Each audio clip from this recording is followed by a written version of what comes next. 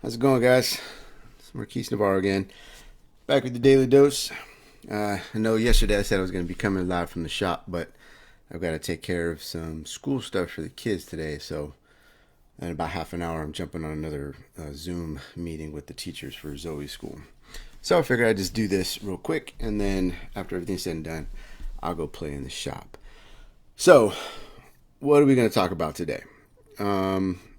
Sorry, I'm trying to find something real quick.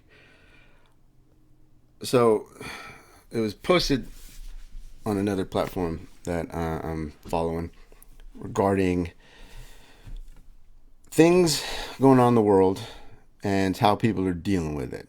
Um, you got folks that are feeling a little bit torn, confused, maybe at odds at how they're doing during this whole thing.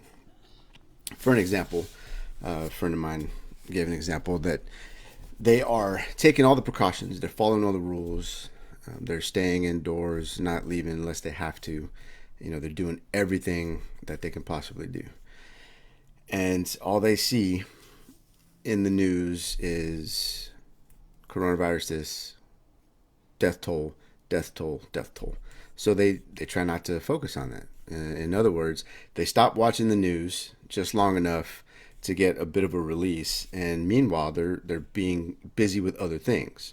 For instance, if they work from home, they are actually working. They're coming up with new things, new innovative ideas, and if they're not working, they're doing other stuff like, I don't know, crafting. If you're into crafting, they're finding busy things to do during the day to keep themselves preoccupied. And now they're seeing these headlines come out about individuals who are in denial, because they're avoiding watching the news and they don't want to watch and listen to what's going on. So what I have to say is this. What's going on, Kyle? What's going on, Mike? If you think about it, the media, period, and let me caveat this entire thing by saying this is not some political rant. This has nothing to do with politics. This has to do with logic. And I want to say fact. If you look at the headlines, if you look at any headlines across the world at any given time, there's certain things they're going to focus on. Okay, they're going to focus on the things that sell. They focus on the things that are going to keep you tuned in, right? Because let's put it this way: if the headline said something to the effect of, 50,000 people walked away unscathed from this epidemic. Tune in tomorrow, figure out how many more lived. Are you going to tune back in? Or are you going to think, okay, everything's fine, everything's hunky-dory? I don't really need to focus on that. I just need to know if there's anything bad happening. That's the way we've been programmed, right? We want to know when things are bad and getting worse. And then oftentimes we just get sucked in and we keep focusing on that. We go from headline to headline to headline. And then we're just filled with this negative energy. Why? Because we're just focusing on all the horrible things that are happening right now. Now, I'm not saying to ignore it altogether, but I am saying that a person can only handle so much negativity before it starts to get to them. So stepping away and doing something other than reading headlines and doing exactly what they want us to do, which is stay tuned in, right? Media organizations across the board, regardless of who they're affiliated with, are about one thing, and that's ratings.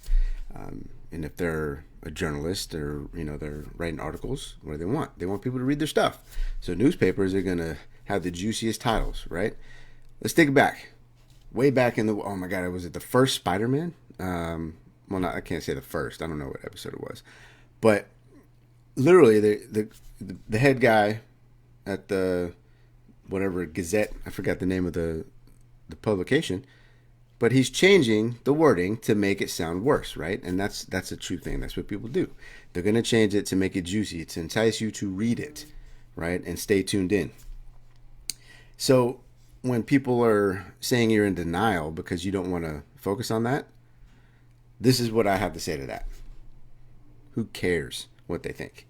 All right, just as long as you're not contributing to the issues that are going on, just as long as you're not going out and making it worse, if you're listening and doing everything you can to keep yourself safe and keep others safe, then you don't have to worry about it.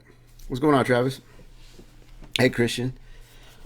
You know, it's not important what they think. And for those to say that you're in denial because you're not tuned in 100% of the day, I think they've got other issues themselves that they need to work on.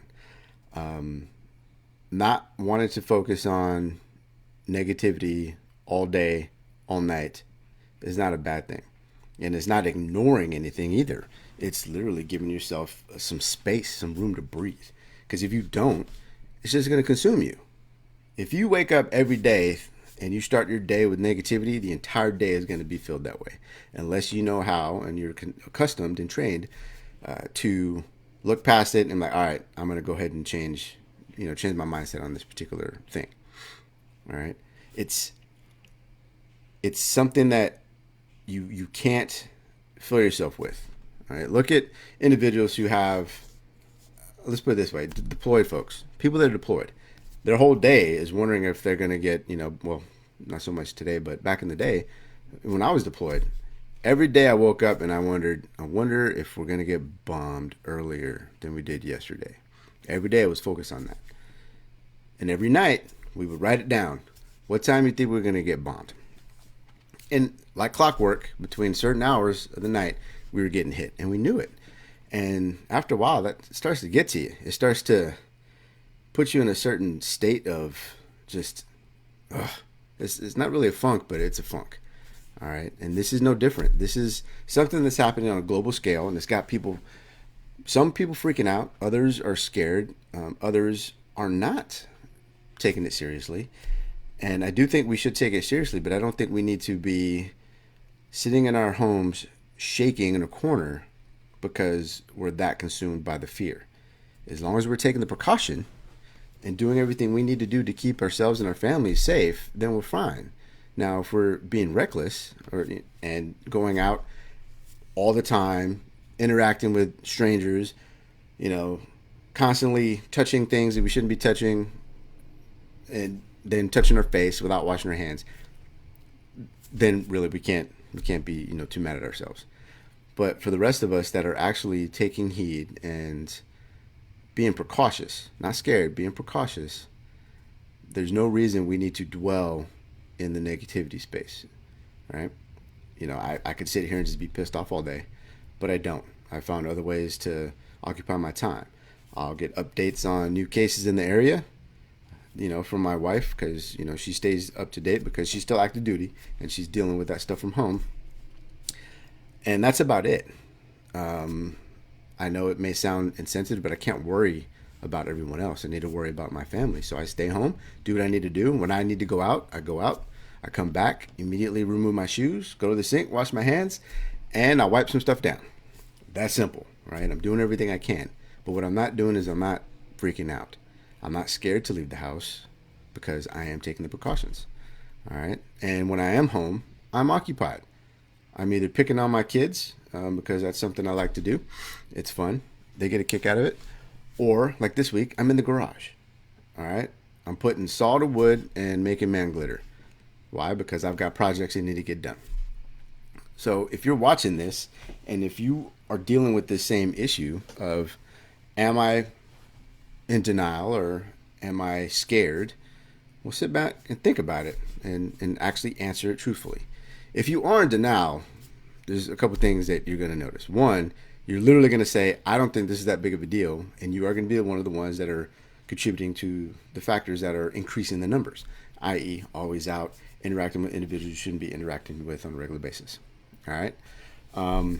But if you're scared, obviously you're not going to leave the house. You've probably got about 300 packages of toilet paper in your garage because apparently that saves you from the coronavirus. And you're hunkered down. You're not leaving for nothing. Got to find that happy medium. Okay. Because you don't want to be in the negative all the time. This will come to an end. There will be some high numbers in the death range. I know that. But let's think about how can we stay safe? without freaking out or without being too, I don't know, in denial, as they say. So it's just food for thought. I hate when I read folks that I know or that I interact with that are having kind of a rough go of things. And I know I'm not having a rough go at it because I don't know, maybe I'm just a weirdo like that. I do have my concerns at times, but again, I'm taking the precautions. And if you can change the mindset of I have to be scared to I have to be prepared, it's a little bit different. Okay, I think you'll find it's going to be a little bit easier to deal with things. And some of you just may not agree with anything I just said, and that's perfectly fine. I'm not really trying to convince you like wholeheartedly. I'm just trying to give you a different perspective on how things can be, not how they should be, but how things can be. But the one takeaway I do want you to walk away with is when you read headlines, you have to take it with a grain of salt. They have a job to do. They want to make money. They need to get people on their couch watching the news on a regular basis. Okay, that's their job. So how are they going to do that? Well, they're going to instill a little bit of fear, sometimes a lot of fear, in order to get you to tune in to the next episode. Right? Because you're going to want to see how it ends. And it's like a series, a TV show. Like that, oh man, I don't even want to talk about that damn tiger show that's going on right now. But you get what I'm saying. They're going to do something to entice you. All right? 55 dead in one city. Tune in tomorrow to see how many more died. If they said